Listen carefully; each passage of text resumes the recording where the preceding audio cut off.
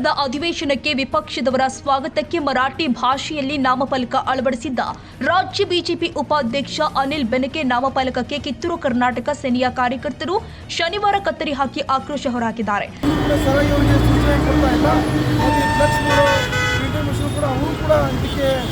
ವಿಚಾರಗಳು ಮಾಡ್ತಾ ಇಲ್ಲ.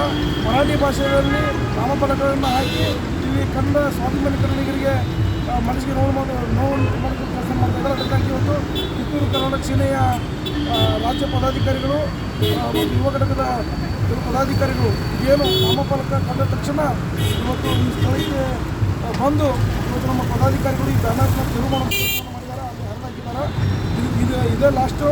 ಮತ್ತೆ ಅವರಿಗೆ ಅನ್ಯ ಭಾಷೆಯಲ್ಲಿ ನಾಮಫಲಕ ಅವ್ರಿಗೇನು ಬ್ಯಾನರ್ಗಳನ್ನು ಹಾಕ್ತಾ ಇದ್ದಾರೆ, ಅದಕ್ಕೆ ಅವಕಾಶ ಮಾಡಿಕೊಡ್ಬಾರ್ದು.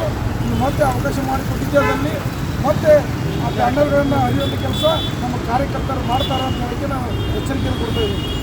ಈ ಸಂದರ್ಭದಲ್ಲಿ ಕಿತ್ತೂರು ಕರ್ನಾಟಕ ಸೇನೆ ರಾಜ್ಯ ಪ್ರಧಾನ ಸಂಚಾಲಕರು ದೇವೇಂದ್ರ ತಳ್ವಾರ್, ರಾಜ್ಯ ಸಂಚಾಲಕರು ಭರಮಣ್ಣ ಕಾಂಬಳೆ ಹಾಗೂ ಯುವ ಘಟಕ ರಾಜ್ಯ ಅಧ್ಯಕ್ಷರು ಮಹೇಶ ಸೀಗೆಹಳ್ಳಿ ಹಾಗೂ ಜಿಲ್ಲಾ ಬೆಳಗಾವಿ ತಾಲೂಕು ಮಹಿಳಾ ಅಧ್ಯಕ್ಷರು ವಿದ್ಯಾ ಕಮತೆಗೆ ಹಾಗೂ ಕಿತ್ತೂರು ಕರ್ನಾಟಕ ಸೇನೆ ಕಾರ್ಯಕರ್ತರು ಉಪಸ್ಥಿತರಿದ್ದರು.